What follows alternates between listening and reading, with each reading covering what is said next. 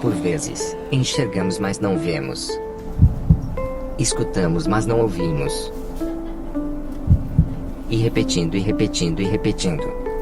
Não pensamos, só agimos e deixamos de sentir. Mentalcast. Pense nisso.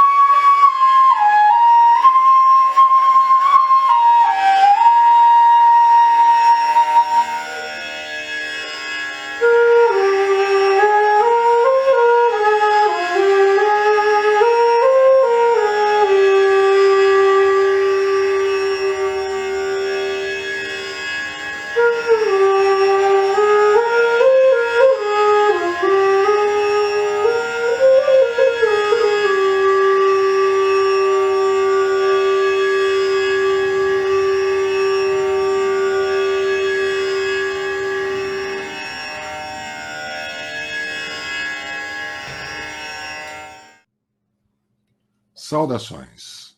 Ao vivo sempre estamos e agora é com vocês. Meu nome é Luiz Geraldo Benetton, sou médico psiquiatra, analista junguiano, pós-graduado em Medicina do Trabalho e bacharel em Filosofia. Hoje nós vamos apresentar mais um episódio do nosso videocast no Mentalcast, com um convidado mais que especial, com meu amigo e professor Aisnac Grimaldi. Boa noite, Grimaldi.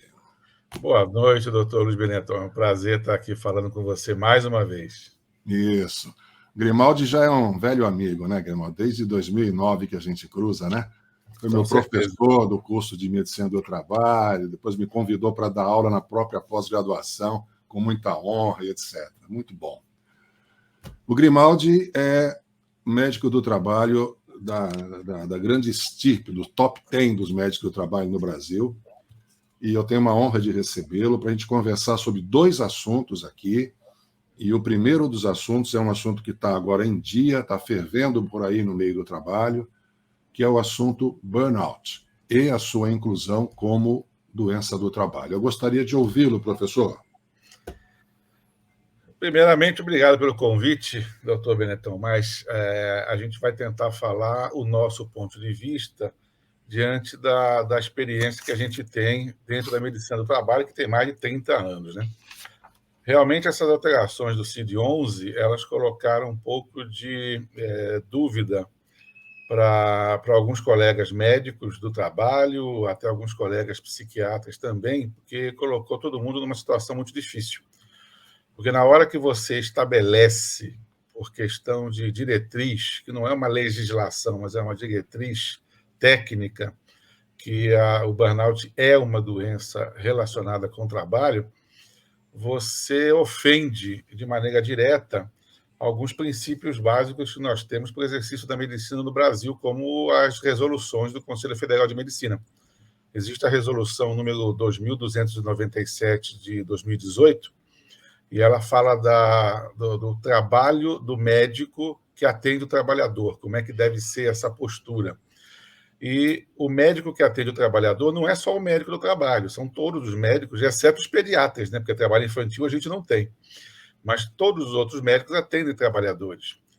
E no artigo 2º fala que para você estabelecer uma doença como relacionada ao trabalho, para você estabelecer nexo causal, você precisa conhecer o local de trabalho, a organização de trabalho, se existem outros casos clínicos dentro daquela empresa, similares àquele, e principalmente estabelecer qual é o histórico ocupacional e clínico daquele trabalhador. Então, simplesmente não é você dar o diagnóstico e falar é do trabalho. Não é bem assim que funciona. A gente entende que esse estabelecimento de nexo é muito mais complexo do que simplesmente dar uma colocação de CID e pelo CID já é ocupacional. Essa questão aí agora está abrindo uma possibilidade, Grimaldi, de haver, infelizmente, uma nova indústria de perícias, né? No tempo que eu fui perito, eu fui durante 4 anos perito, que eu aprendi também no curso lá que você ministrou, o que tinha de causas de assédio moral que não eram assédio moral, entendeu? Não eram, mas tinha assim direto. Então, assim, tem que visitar o local, conversar com as testemunhas, tudo mais, dá um trabalhão. E muitas vezes não configurava aquilo que estava nos autos, entendeu? Então, agora, burnout é uma coisa muito, assim, é evidente, mas ao mesmo tempo é subjetiva, né? Exato. E precisaria que o psiquiatra, no atendimento, se ele fosse colocar essa CID, que, na verdade, eu entendo que burnout não é uma doença. Burnout é uma condição. Sim. E o que acontece? Esse médico psiquiatra, para ele ter mais lisura no que ele está fazendo, o ideal seria que ele primeiro entrasse em contato com o médico do trabalho da empresa, conversassem como 2 médicos que são detentores de conhecimento técnico e científico, e se houvesse a necessidade, até liberasse o acesso desse psiquiatra à empresa para ele conhecer as condições de trabalho, né? Uhum. Mas aí a gente sai de uma dúvida e entra numa outra dúvida, doutor Benetton. Me diga, eu preciso tirar essa dúvida com o senhor agora, pela sua grande experiência, que a gente sabe que é de longo tempo, tanto a experiência pericial como psiquiátrica, que a gente tem que aproveitar essa situação para isso, né? Me diga uma coisa, o que pode facilitar a existência de fatores que podem causar o burnout numa pessoa? Porque eu estou Ah, falando que não é só trabalho. Agora, vamos ver a experiência sim. do psiquiatra. Rapaz, essa pergunta é muito ampla. Tem que dividir essa resposta em duas dimensões: a dimensão pessoal e a dimensão enquanto trabalhador numa determinada empresa. A gente vai ter que apelar para o conceito de resiliência, que é aquela capacidade de resistir e permanecer firme depois de uma certa surra, né? E comentar que a resiliência é um luxo. Resiliência é um luxo. Não é todo mundo que é resiliente, não. E também não se aprende fácil ser resiliente. A pessoa tem que ter um estofo de personalidade e de ego que permita ser resiliente. E muita gente não é. Muita gente não é. Então, pequenas ofensas, grandes traumas, entendeu? Então, vamos lá. O burnout, enquanto aquilo que você falou, é uma condição, né? De fato, eu sempre critiquei os novos diagnósticos, né? Não que não devam existir. Existe uma coisa no cérebro da gente que se chama psicopatoplastia, que é a capacidade plástica do psiquismo se adaptar a novas doenças, a novas situações, ficar doente de um outro jeito. E o burnout nada mais é do que o esgotamento, é a ansiedade elevada ao cubo. Aí dá-se o nome de burnout, pegou, porque é bonitinho, queima para fora, isso aí é onda. E aí cria lá o Z, não sei das quantas lá, o CID, agora virou um CID de verdade, né? O CID-11 e tal. Mas o burnout sempre existiu muito antes de criar essa sigla, etc. e tal.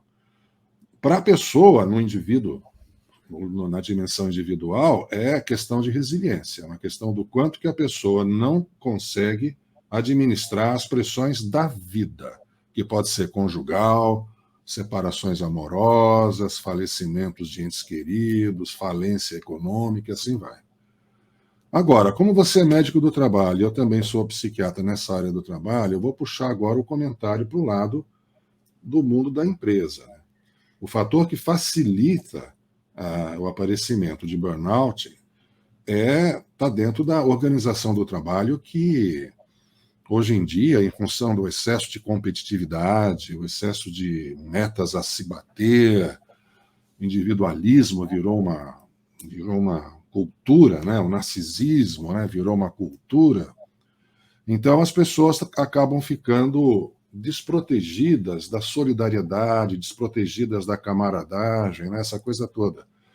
Então, assim, é muito frequente aparecer uma situação de abuso de poder, tanto de pequeno poder, quanto poder mesmo estrutural de uma empresa que quer bater meta até onde, não sei o que e tal. Então, assim, a pessoa fica realmente apanhando de todos os lados. Sim. E existe um conceito que eu acho fundamental, que é que tem que ficar popular esse conceito no meio empresarial, que não está, que eu saiba, não está, que eu acho que é a raiz da sua resposta, que é o conceito de assédio existencial. Porque o assédio sexual é explícito, o assédio físico é bater no outro, violência. O assédio moral é ofender. O que é o assédio existencial? Ele advém da sobrecarga de trabalho, ele advém daquela responsabilidade que a pessoa pega para só pensar no trabalho, mesmo na hora do jantar com as crianças, entendeu? Sim. Então, nessas ele fica absolutamente tomado, muito além da capacidade humana dele funcionar. E nessas ele tem combustão espontânea na sua própria emoção, que é o burnout. O burnout é uma combustão espontânea da parte emocional. Então, eu acho que o fator no meio do trabalho que está facilitando a existência é o assédio existencial, que virou, ele tem que ser denominado enquanto assédio existencial para o pessoal começar a reconhecer o abuso da sobrecarga. A sobrecarga está abusiva. E a pandemia, ela multiplicou pelo menos por 2 o que já existia, em função do mundo virtual, da comodidade de não ir trabalhar de carro, de ônibus, então você vai trabalhar mais. E foi o que aconteceu. Uma epidemia de burnout em função da epidemia do Covid. Mas já tinha antes, hein? Sim. Você sai do trabalho, mas o trabalho não sai de você, né? O trabalho não sai de você. Entendeu? Agora, Então, nessas você fica contaminado, saturado, intoxicado e vira uma tocha humana do ponto de vista emocional. e o que a gente tem visto é isso mesmo, por causa das novas tecnologias. Hoje você trabalha de qualquer lugar. Você está em casa, está no carro, você está trabalhando, fazendo reunião, não tem passeio, não tem final de semana, e tem que fazer isso, porque é isso que mantém o emprego, porque a competitividade está muito alta, né? E o lance é que você tem aquilo que a gente chama de exército de reposição, que é um universo de desempregados ávidos de pegar o seu lugar, né? Então, a pessoa ela fica acuada pelo chefe que exige tudo, e se ela olha para a janela, tem uma multidão, tem uma fila de pessoas querendo pegar o lugar dele se ele não for. Existe uma tradição no nosso mundo de trabalho, infelizmente existe mesmo, isso aí é uma coisa que não sou eu que falo, está na literatura, é uma tradição ainda inspirada nos tempos do escravo, né? Existe uma mentalidade escravocrata ainda. Está mudando, essa coisa está velha, mas é difícil mudar aquela coisa da titulagem, né? Você vai colocando gota, gota, gota, gota, gota, gota, até que uma hora muda de cor, né? Nas aulas de química, né? É um conta-gota ainda. A mudança de mentalidade está muito lenta e muitas pessoas ainda vivem num regime excessivamente rígido e cerceador. Não tem muita liberdade. Então, prega-se como áreas de liberdade, exatamente, a mudança de administração, tudo tal. Tudo bem, isso tem que ser pregado mesmo. Agora, o que eu acho que tem que cair na consciência do empresário, do administrador, é o conceito de assédio existencial, como uma ferramenta de deformação da pessoa. Eu acredito que com esse excesso de diagnósticos de doenças mentais, como você disse, as doenças mentais sempre existiram e vão continuar existindo. E talvez a gente tenha, por causa dessa mudança da CID-11, tenhamos aí um surto, né? Um surto de diagnósticos que a gente acha que a tendência é daqui a pouco acomodar e voltar ao que era normal. Não sei, mas não. O que a gente também não, mas a gente espera, né? Não, sabe por quê, Grimaldi? Desculpe interromper, por causa da indústria. A indústria dos laudos, cara, a indústria dos processos. Sim. Porque houve um corte, desculpe, mas assim, houve um corte nessa indústria. Aí, quando esse corte houve, eu já não era mais perito, que foi tirar o atestado de pobreza. Entendeu? Então, o cara entrava, pedia 60 milhões de reais de indenização, e se ele perdesse a causa, ele não pagava nada. E o cara com 2 carros na garagem, ele assinava lá que ele era pobre. Isso era uma distorção. Acabou. Então, a pessoa que vai entrar com o processo, ela tem que entrar sabendo que vai ganhar. E burnout, e aquilo que você falou, teria que haver uma resolução de que vai ser dado causa ou com causa, que é a causa, assim, cumplicidade de causa, se houver uma comprovação in loco. Exato. Porque senão vai ser um festival de canetada, cara. Entendeu? Olha, nesse sentido, eu já participei de algumas perícias, porque além de médico do trabalho, você sabe que eu também faço perícia judicial como assistente técnico de algumas empresas. E eu já participei de algumas perícias em que, inicialmente, houve um laudo psiquiátrico caracterizando como doença relacionada ao trabalho, burnout e tal.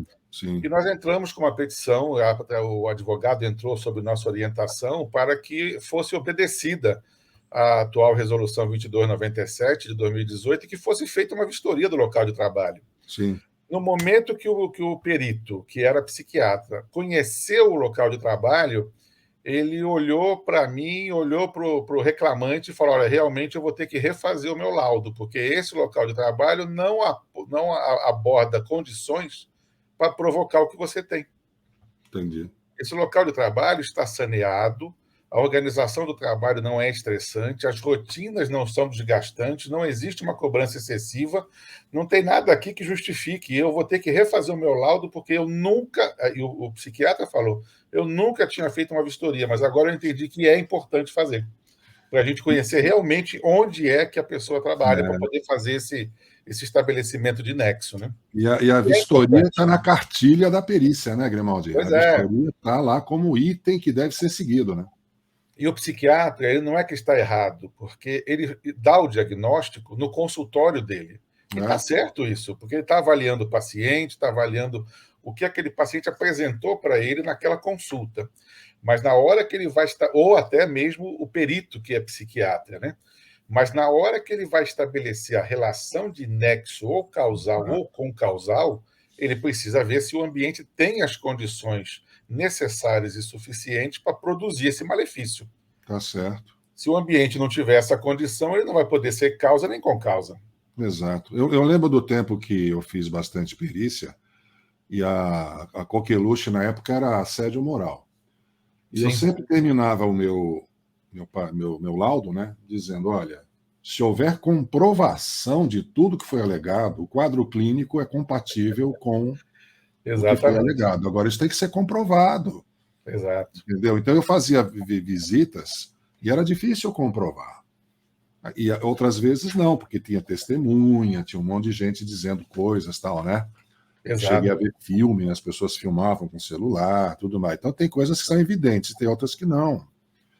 Eu acho que essa indústria dos laudos aí, se ela drenar para o burnout, vai ter que ser muito cerceada de cara, para não criar o que foi criado na época que não tinha sucumbência, que fala, né? Não tinha cobrança dos processos, né?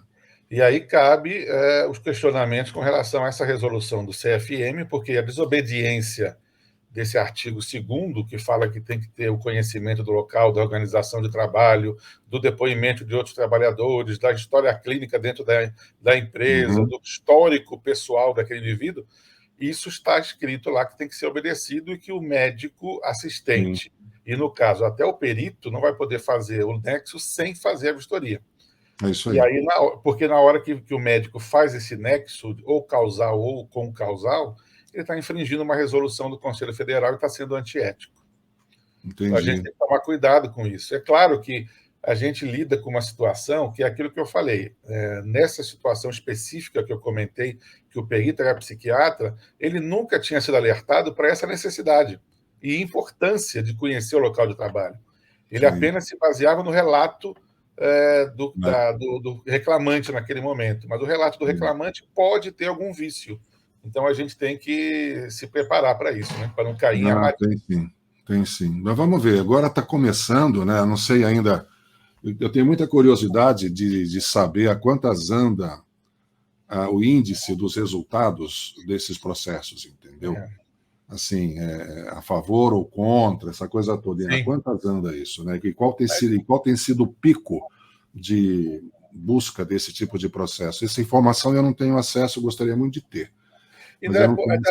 Temos pouco tempo ainda dessa mudança da CID-11, viu? Mas vamos ter que esperar um ano para ver qual que é a curva, né? E a bifurcação dela. É isso aí. Vamos nessa. Grimaldi, eu sei que você quer falar um outro tema aí que você está coçando para falar, que é a relação da Covid com a vacinação e as empresas. É um tema bastante polêmico também, gostaria de te ouvir. A gente tem visto situações até de constrangimento dos trabalhadores por parte dos empregadores com relação à obrigatoriedade de vacinação contra a Covid e alguns empregadores ameaçando demissão por justa causa, por desobediência legal e tal. E a gente fica preocupado, porque, ao mesmo tempo que você tem uma lei, existe uma lei falando que a vacina é obrigatória, que é a Lei 13.979 de 2020. Ela fala no artigo 3º dela que a vacina é obrigatória. Só que a gente que lida com legislação, a gente sabe o quê? Que uma lei, ela diz o que tem que ser feito. E ela precisa ser regulamentada através de decreto, alguma coisa, para dizer como tem que ser feito e o que vai acontecer se não for feito. Então, essa lei existe, mas ela não foi regulamentada ainda. Então, não é obrigatoriedade. A lei existe, mas ela não é uma lei que está lá, mas não precisa ser cumprida efetivamente, porque não foi regulamentada. Então, a gente não pode descartar essa lei. Mas a gente tem que pensar o seguinte: a gente tem que respeitar a individualidade daquele trabalhador, ele tem direito à sua individualidade, ao domínio do seu corpo, mas, ao mesmo tempo, ele tem responsabilidade com o coletivo. É. E a gente tem que tentar fazer o quê? O que nós orientamos nas empresas onde nós atuamos e onde nós assessoramos? Nós orientamos, inclusive, até o departamento jurídico e a parte de recursos humanos, que todo trabalhador deve ser convidado a trazer o comprovante de vacinação contra a Covid. Deve ser convidado.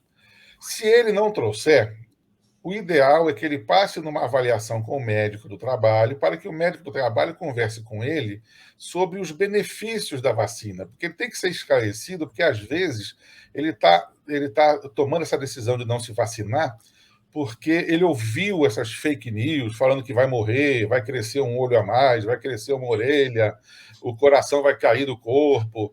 Então tem um monte de coisa. E, às vezes, você conversando com ele, explicando o benefício da vacina. Por exemplo, a gente conversa com alguns trabalhadores e fala assim, não, mas a vacina ela foi criada em menos de um ano. E a gente fala, olha, não é bem assim. A gente tem a SARS e a MERS, que foram lá da Europa, lá do Oriente Médio, que estão desde 2003 e também eram provocadas por Covid. Era um outro tipo de Covid, uma outra cepa, mas a gente já tem essas pesquisas há muito tempo. Só teve que fazer o quê? Mudar o vírus que estava sendo abordado para a vacina. Sim. Então, a vacina já existia, só teve que mudar o vírus. E a gente tem essa possibilidade de mostrar e demonstrar para esses trabalhadores que as pessoas, principalmente isso, né, que as pessoas acham que vacina quer dizer que nunca vai ter a doença. E a gente tem que mostrar, olha, a vacina, ela melhora a sua imunidade, mas se você entrar em contato com o vírus, o seu organismo vai ter uma reação inicial, vai acionar os anticorpos que foram produzidos, induzidos pela vacina, e você vai ter uma doença muito fraca, e a tendência é que ela não lhe cause nenhum prejuízo. Então, você pode ter a doença, mas vai ser de uma gravidade muito menor. É lógico que respaldadas as comorbidades e as condições de imunodepressão que existem, que são mais indicativos ainda da vacinação, né?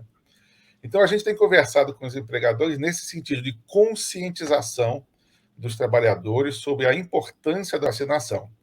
E a gente tem sido bem recebido nas nossas conversas, porque realmente a gente tem na justiça alguns empregadores que demitiram os seus trabalhadores por justa causa, e nós temos na justiça reversão dessa demissão por justa causa e sentenças determinando a manutenção dessa justa causa. Então, não existe uma jurisprudência, porque você tem juízes que autorizam e dos juízes que discordam e que mandam reintegrar o trabalhador e suspender a justa causa ou manter a demissão, mas com os direitos restabelecidos e sem anotação em carteira. Porque a hora que for anotar em carteira, você vai estragar a vida laborativa dessa pessoa. E se a gente pensar, eu estava lendo um trabalho de um professor, um desembargador do TRT, 2 aqui de São Paulo, que ele estava falando, eu esqueci o nome dele agora, e graças a Deus eu esqueci, porque se eu falar errado é pior ainda, né? E ele estava comentando que se fosse fazer essa analogia de que trabalhador que não se vacina contra a Covid tem que ter justa causa, então os empresários que não se vacinam não poderiam entrar na empresa, os políticos que não se vacinam não poderiam acessar ao plenário, sim, os juízes que não se vacinam não poderiam mais trabalhar, e a gente sabe que existem muitos casos aí que a gente não pode divulgar, mas de pessoas que simplesmente não se vacinam, políticos que não se vacinaram e continuam exercendo. Quer dizer, aí seria uma lei que serve para uns, mas não serve para outros. Exato. Então, seria uma lei que estabeleceria dois tipos de classe social, a classe que obedece e a classe que não precisa obedecer. Então, nesse sentido, e por não haver uma regulamentação dessa lei ainda, a gente entende o seguinte: vale sim a conscientização direta da pessoa, informando sobre o benefício da vacinação e estimular os empregadores de que justa causa é uma arma muito pesada. E, além disso, se você for olhar na CLT as motivações de justa causa, não vacinação ou desobediência de orientação de vacinação não consta. Então, a gente fica preocupado com isso. Mas, doutor Benetton, agora que eu falei um monte aqui, eu preciso perguntar uma coisinha. O que a gente observou? A gente leu um pouquinho, além de ler, a gente viu o quê? Que na revista The Lancet Psychiatry publicou uma pesquisa feita pela Universidade de Oxford de que em até 2 anos, pessoas que tiveram Covid, principalmente aquelas que foram internadas, podem desenvolver transtornos mentais, como ansiedade e depressão, muito mais intensamente do que aquelas pessoas que não tiveram Covid. Sim. A OPAS fala a mesma coisa num artigo de novembro de 2021. Eu participei de um congresso internacional no final do ano passado, em novembro de 2021, justamente na época da divulgação desse artigo da OPAS, onde nós tínhamos médicos do trabalho do Peru, do México, da Colômbia. Eu estava representando o Brasil falando sobre isso, e todos nós observamos que houve uma epidemia paralela de doença mental exacerbada por causa da Covid. Sim. Tanto o pessoal que tinha medo de morrer e de deixar a família sem o amparo, ou aquelas pessoas que tinham medo das fake news, ou tinha medo das reações adversas, ou tinha medo de perder o emprego. Então, a gente descobriu que mais intenso do que a própria pandemia foi a epidemia de transtornos mentais por causa da Covid. E eu queria que o senhor me falasse um pouco, porque realmente a gente tem visto na nossa prática um aumento muito grande e uma manutenção. E eu até entendo que a Universidade de Oxford ela fez esse trabalho e falou de 2 anos, que até 2 anos pode apresentar sintomas de transtornos mentais severos, porque tem mais ou menos esse o tempo que a Covid apareceu. Eu acho que daqui a 5 anos vai falar que... Pode ser. Deixa eu fazer esse comentário. Primeiro, eu vou voltar uma faixa do LP e vou falar só um pouquinho do que você falou sobre a vacinação e vou depois falar sobre a epidemia paralela. Essa ideia de que na abordagem do trabalhador que não se vacinou, fazer uma abordagem de conscientização da necessidade da vacina, desmistificando todas as informações ignorantes, tal, né? E acrescentando o seguinte, né? Que a ciência, enquanto C maiúsculo, a ciência, o conhecimento científico, ele não é bem entendido pela população. Está na onda, tudo é científico, tudo é tecnológico, mas assim, as pessoas trocaram a Bíblia pelo livro de bioquímica, né? Pelo livro de tecnologia da informática, porque achando que a verdade e a salvação agora está nesse ramo, né? E as pessoas olham para a ciência como se fosse, então, uma nova Bíblia e começam a se decepcionar, porque nunca foi, né? E nessas, então, se você não tem nem a Bíblia nem a ciência, para onde eu vou, né? Então, muita gente está confusa, muita gente está mal informada por base, né? Porque partiu de uma premissa falsa, né? Que a ciência salva, né? E aí tem que haver essa conscientização mais ampla, não só em cima exatamente da vacina, mas no sentido de uma mentalidade. E eu acrescento, então, ainda a outra grandeza, que é a grandeza ética, que você também citou, sem falar essa palavra, que é o seguinte, cara, como é que você vai trabalhar podendo ser uma pessoa que vai levar uma doença para os outros porque você não se protegeu? Exato. Então, essa falha ética também tem que ser conscientizada. Como nós estamos vivendo um individualismo maluco, as pessoas não pensam no outro, não. Eu me salvo e acabou. Eu e minha família. Acabou o mundo é eu e minha família. O que está errado, né? Então, acho que isso aí é um adendo aí do comentário que você fez. Agora, quanto à epidemia de doença mental decorrente da pandemia, isso aí é uma evidência, desculpem, é uma evidência inequívoca, né? Não dá para não ver isso. E é assim, antigamente, que eu falei antes da pandemia, eu lembro que o diagnóstico que eu mais dava era um diagnóstico chamado distimia, que era uma depressão subclínica crônica. Existia, assim, um exército enorme de pessoas que eram deprimidas levemente e para sempre. Então, esse é o nome que a gente dá, o F34.1.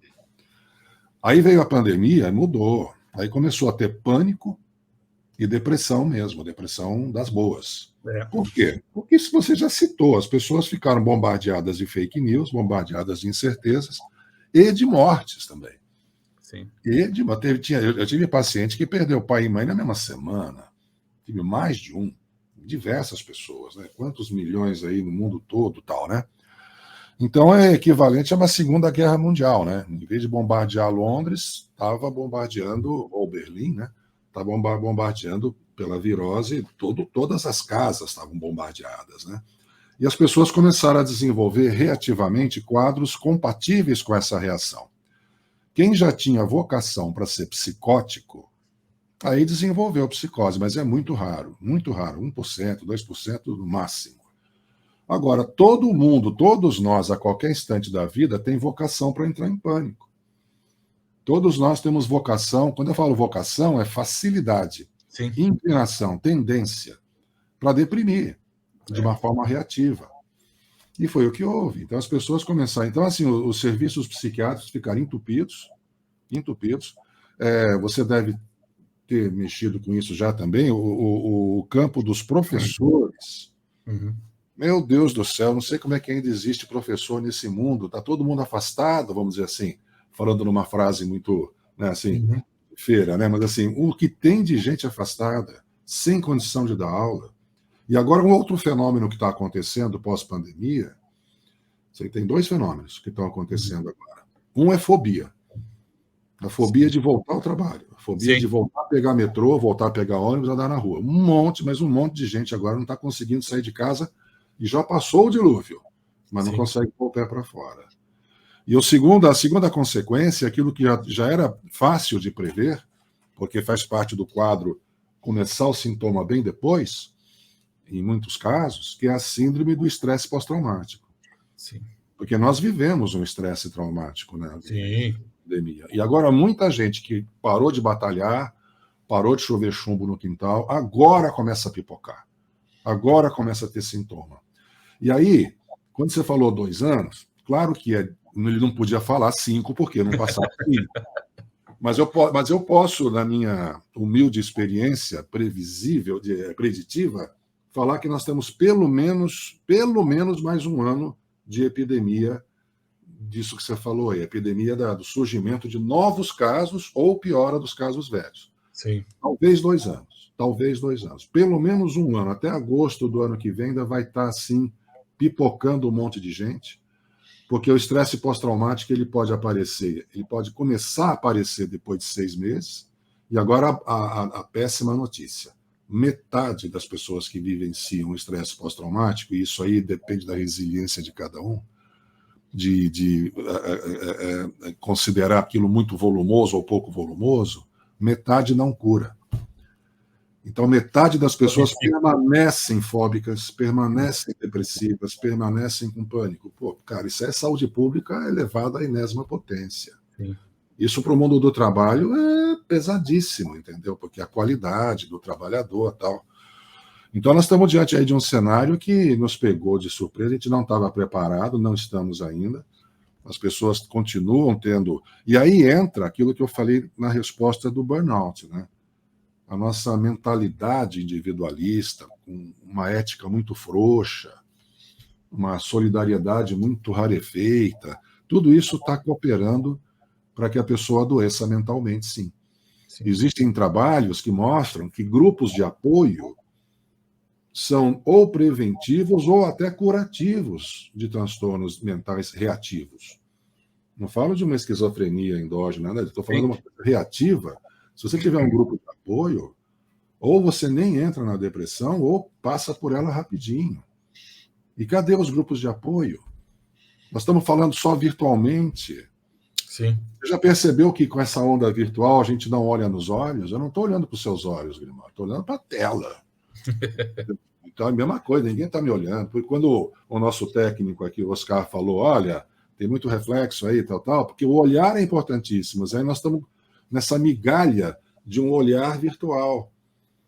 E a virtualidade em excesso nos afasta, não nos aproxima, do ponto de vista anímico, né, de alma. Né?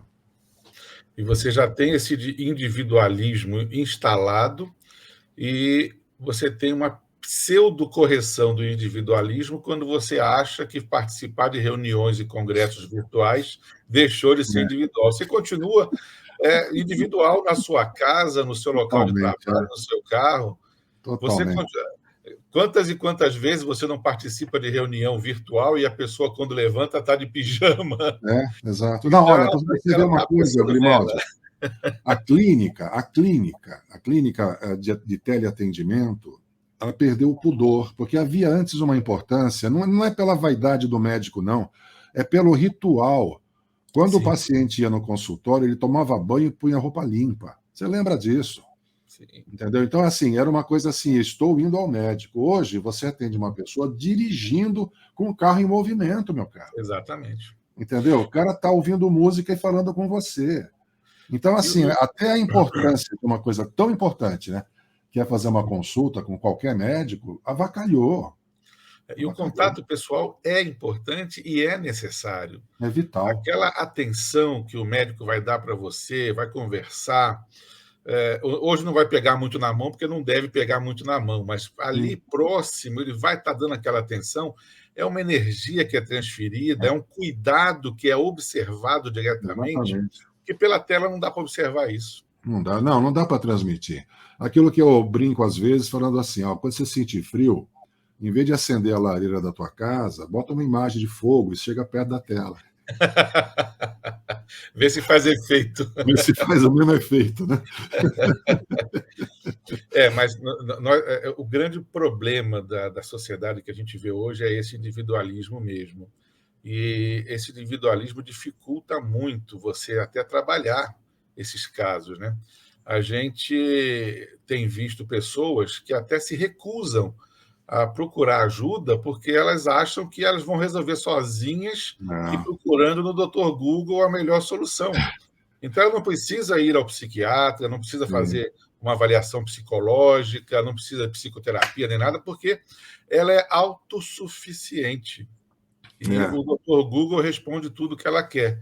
E a gente tem que convencer a pessoa, olha, as informações da internet, algumas são positivas e outras não são tão positivas.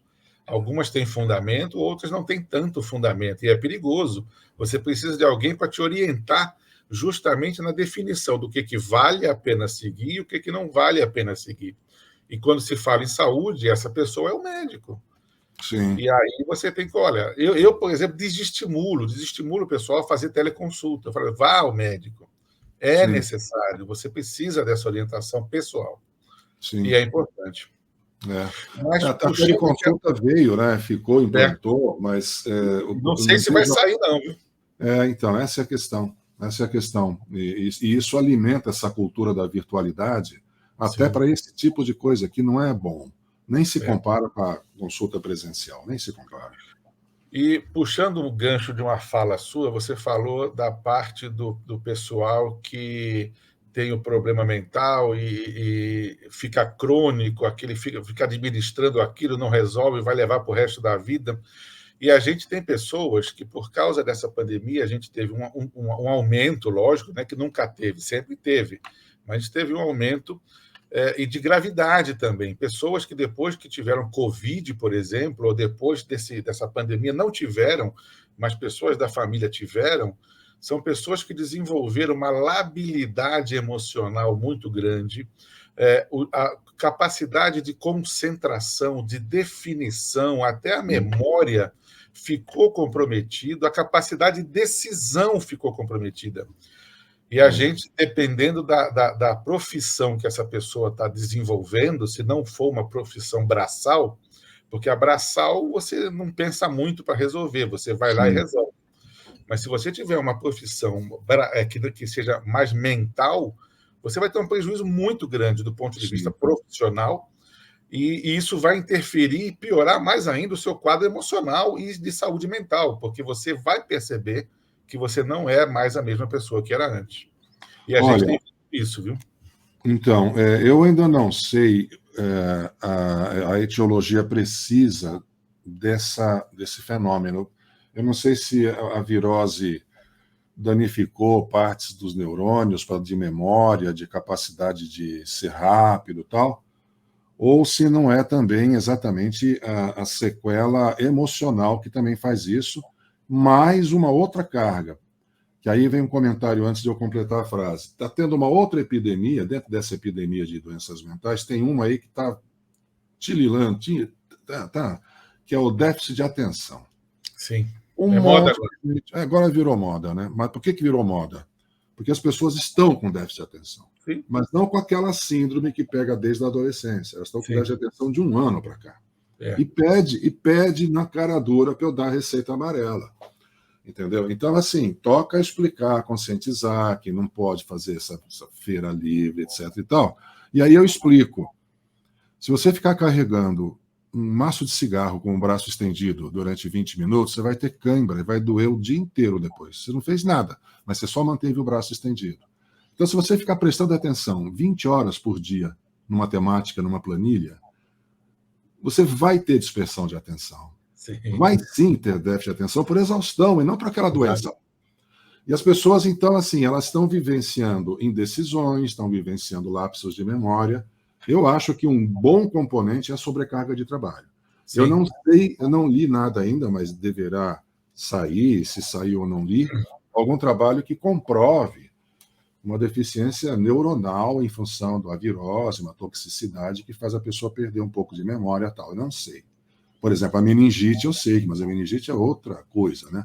Eu li um trabalho que falava que o que acontece? O vírus ele passa para a barreira encefálica, passa pela barreira encefálica, e ele provoca uma descarga de citocina no cérebro, e essa descarga de citocina provoca um processo inflamatório. Sim. E esse processo inflamatório, dependendo da região onde ele se desenvolver, ele pode fazer isso. Mas aí seria um negócio estranho, porque o vírus é o mesmo em todo mundo. Então, a gente teria pelo menos uma porcentagem de, no mínimo, 80% de todas as pessoas com essa mesma condição. E a gente não vê isso. Pois é. Poucas pessoas assim. Aí são esses mistérios da imunidade, são os mistérios da biologia bioquímica íntima, que a gente não conhece direito. Eu fico com duas explicações mais fáceis e provavelmente reais, mas não completas, que é a sobrecarga de trabalho versus a resiliência pessoal. Isso já explica, já ajuda a entender. E são duas coisas comprovadas já, né? E visíveis, e a pessoa confessa, né? A pessoa confessa isso aí. É isso aí, doutor. Sim. Estamos bem de conversa? Eu fiquei mais tranquilo agora, ou mais preocupado, não sei. Por quê? Por causa de todos os aspectos mentais que envolvem os trabalhadores e dos cuidados que nós temos que ter com esses trabalhadores. Nós precisamos realmente cuidar deles. Não tratar, mas cuidar.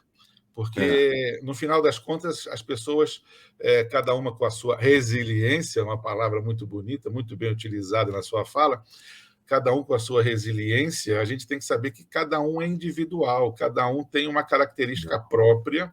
Sim. E a gente não pode generalizar. Não, vai ser tudo assim, colocar numa bacia e pesar todo mundo igual. Não é assim que funciona. É verdade. Cada um precisa de uma atenção diferenciada e de um cuidado diferenciado. E eu falo até isso porque os médicos do trabalho, às vezes, têm uma dificuldade de fazer essa individualização do entendimento do adoecimento daquele trabalhador. Não é como a audiometria, que a audiometria tem aquele critério. Está naquele critério, é provocada pelo ruído do trabalho. Não está, não é. Mas essa situação, quando a gente lida com saúde mental e trabalho, a gente não pode, o médico do trabalho não pode querer ser autônomo e ele tem que abrir mão da sua autonomia e consultar ou encaminhar essa pessoa para uma avaliação especializada com um psiquiatra, porque vai precisar desse trabalho conjunto para chegar a uma condição de melhora do trabalhador. Eu acho que essa mentalidade aí ela precisa ser muito oficializada, até como uma diretriz na orientação dos novos médicos que se formam, porque a saúde mental ela é uma área do conhecimento médico que é pouco familiar às pessoas que não se dedicam a ela. Eu, por exemplo, se você perguntar alguma coisa de ortopedia, eu vou dar risada, entendeu? Não é minha área. Assim também, se eu perguntar para um ortopedista uma coisa de saúde mental, quem vai dar risada é ele, porque não é da área dele. Então, eu vou consultar um ortopedista quando necessário e ele vai ter que consultar um psiquiatra quando necessário. Então, essa postura mais humilde, mais inteligentemente humilde, e em prol do outro, inclusive, né? Em prol do trabalhador que precisa de um diagnóstico e de uma conduta dele, né? Uma conduta singular, né? Uma conduta que seja para ele, para aquela pessoa. Então, ele precisa realmente de uma assessoria. Então, isso precisa ser apregoado aí a quatro ventos, porque talvez não esteja sendo muito ainda praticada essa troca, né? Essa solicitação, né, de novas assessorias, né? Exato. E até do ponto de vista ético, você tem que entender suas limitações técnicas e convocar um colega para te ajudar a solucionar uma situação que você não consegue resolver com os conhecimentos que você tem, não porque você não tenha conhecimento, porque você não se formou adequadamente, mas porque não é da sua área. Não é da área. A área médica é uma área muito grande, muito vasta de conhecimentos. E se não tem um médico que possa conhecer tudo, porque é uma vastidão tão grande que não tem como. Você teria que se dedicar só a estudar 24 horas por dia. Então não ia dar tempo. Não ia dar tempo. Então você tem que ter essa postura ética de reconhecer que ali é o seu limite, que você precisa chamar um psiquiatra para te ajudar, e eu tenho certeza que isso vai ajudar. Em algumas empresas que a gente atua, a gente tem estabelecido parcerias com, até por convênios médicos, né? Porque a gente sabe que alguns convênios médicos também tiveram uma sobrecarga por causa desses atendimentos de saúde mental. Então, alguns convênios médicos estão disponibilizando o quê? Um serviço de envolvimento maior com a saúde mental, em parceria com a empresa. Então, existe uma troca de informações, um encaminhamento, um retorno após a avaliação, para que todo mundo esteja afinado e trabalhando por uma causa só, que é a melhora da condição daquele trabalhador. É isso aí. A gente tem conseguido alguns mas são ações isoladas ainda, não são todos os convênios que fazem isso. É um começo, né? É um começo. Sim. Existe uma estatística aí que fala que 25% das empresas que foram pesquisadas numa determinada amostra já tinham projetos de atenção à saúde mental, em troca de 75% de empresas que nem pensam nisso. Né? Nem pensam nisso. Agora, talvez há 10 anos antes fosse menor, né? Eu acho que a pandemia ela trouxe brutalmente uma realidade das pessoas pararem de ter o tabu de falar saúde mental ou doença mental. Essa palavra deixou de ser palavrão e passou a ser uma palavra que as pessoas têm que prestar atenção. Sim. Porque tem empresa que não fala que é saúde mental. Dá um eufemismo ali para não falar a palavra doença mental. E agora não dá mais para se passar. Você sabe que é um estigma, né? Porque algumas empresas têm medo de até investir na saúde mental dos trabalhadores, porque alguns gestores, alguns empresários entendem que se ele for investir no cuidado da saúde mental, ele vai estar admitindo que o problema mental aconteceu por causa da empresa. Então a gente tem que esclarecer, olha, não é bem assim, as coisas não são bem assim, né? Não é porque você vai cuidar que você é o culpado pelo problema. Sem dúvida, sem dúvida. Então, isso é uma mentalidade muito... É uma defesa muito infantil. Né? Exato. É lá da época de Adam Smith, ainda lá da Revolução Industrial. Isso aí é um argumento que não se sustenta em hipótese alguma. Talvez há 3 séculos atrás, sim, mas agora não. Né? Mas a gente ainda tem gestores que pensam assim, por incrível que pareça. E empresas grandes, viu? Não são empresas pequenas, não. Nós temos medo de que se a gente investir nisso, depois se a pessoa não melhorar, vai caracterizar como ocupacional. Não, o que caracteriza como ocupacional não é a empresa investir no cuidado com ele. Pelo contrário, quando a empresa investe no cuidado, a empresa está demonstrando que tem uma atenção maior por um ambiente seguro, saudável e uma preocupação maior com seus colaboradores, seus trabalhadores. E você vê, é uma questão de cultura, né? De uma empresa que zela pela saúde mental, o ganho intangível dela é muito grande. Exatamente. Agora, o ganho tangível, o Grimaldi, o ROI, né? O Return of Investment, é 5-1, cara. Para cada $1 investido em saúde mental, voltam $5 de que a pessoa ou deixou de gastar ou ganhou. Então, essa parte do artigo, esses caras não leram, né?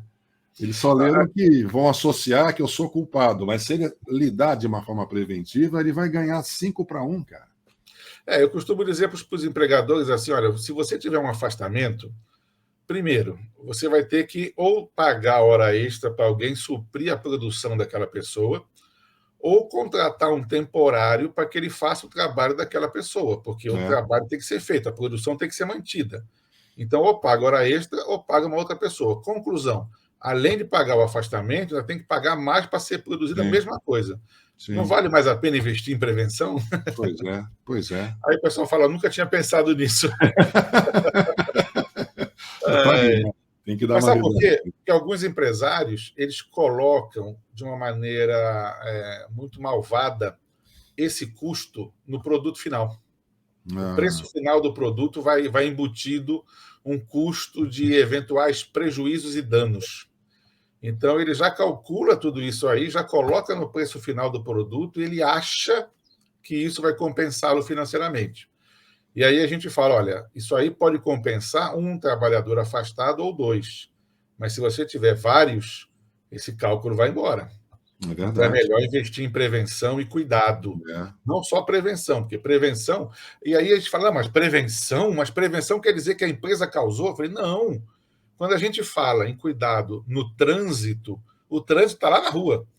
Mas nós estamos investindo em prevenção. Porque se o trabalhador tiver um trânsito saudável, ele pode ter menos acidentes e não vai se afastar, não vai ficar doente, não vai ter prejuízo. E a gente não causou o acidente, mas do mesmo modo está investindo em prevenção. Então, saúde mental é a mesma coisa, não é porque a empresa causou, mas se a empresa puder ajudar a orientar sobre a prevenção e até, às vezes, cuidar e tratar disso, é a melhor coisa do mundo. Você mostra para todo mundo, todos os trabalhadores, o cuidado que você tem com eles. Isso é importante. Pois é, e essa mudança de mentalidade ela é muito lenta, mas ela está ocorrendo. Eu tenho uma esperança aí de que em 10 anos assim, o cenário vai estar mais otimista. Porque, esperamos estar vivos para ver. Não, mas eu não preciso estar vivo para ver, entendeu? Eu quero é que ocorra. Porque a pandemia ela tirou um tabu que é assim, ela expôs que a natureza humana é muito frágil. Sim. Expôs. E então, ou a gente cuida dessa fragilidade, ou a gente vai sofrer muito mais. Exatamente. Então, assim, começou a criar uma outra mentalidade, e a transformação é muito lenta mesmo, e depende um tanto de quem sabe falar, né, Grimaldi? Quem sabe tem que pregar nas esquinas, escrever artigos e divulgar, né, o pensamento, tudo. Por isso que eu acho que esse trabalho que você está fazendo, doutor Benetton, é extremamente importante, porque ele não é um trabalho como a gente vê algumas coisas que são superficiais. Comenta e pronto. Não, você vai fundo na situação, você vai fundo na condição, você vai fundo no problema, e isso é uma forma de conscientização das pessoas que estão assistindo seu trabalho. E essa conscientização, para mim, é um objeto de mudança. Eu acho que isso é uma alavanca que vai servir devagarzinho, como sempre as coisas acontecem, mas vai servir para a mudança de pensamento das pessoas sobre a saúde mental e sobre o que deve ser feito com saúde mental. É isso aí. Sem querer puxar seu saco, mas eu acho que você está de parabéns com essa iniciativa e ela é muito válida, muito necessária. Muito obrigado. Grimaldi, eu quero agradecer de coração a sua presença, a sua generosidade. Você é um cara ocupadíssimo. Precisei de 3 meses para te chamar. Você escapava todas as vezes, agora eu te peguei. Está gravado, agora não sai mais do vídeo. Muito, muito obrigado pela sua presença, pela sua participação, como sempre, brilhante, que eu já te conheço aí há quanto tempo já? Quanto tempo dá? Desde 2009, pelo menos. 13 anos, né, Exatamente. De conhecimento, né? E de admiração. Então, muito obrigado mais uma vez. Espero que as pessoas que tenham nos ouvido e assistido tenham aproveitado. E quer dar um último boa noite? De boa noite mesmo? Olha, eu queria dar uma boa noite e agradecer pelo convite, porque eu tenho certeza absoluta que eu saí mais enriquecido desse nosso bate-papo do que eu esperava. Eu aprendi muito com você, como sempre aprendo. Você é uma pessoa muito didática, com muito conhecimento, e que você sabe transmitir isso que você sabe. Então, uma boa noite a todos e eu espero que vocês tenham aproveitado esse nosso bate-papo. E que isso aí. Muito continuem obrigado acompanhando o Dr. Benetton. Muito obrigado pelos elogios. Pessoal, boa noite. Até a próxima, então. Até mais. Tchau, tchau. Por vezes, enxergamos, mas não vemos. Escutamos, mas não ouvimos. E repetindo, e repetindo, e repetindo. Não pensamos, só agimos e deixamos de sentir. Mentalcast. Pense nisso.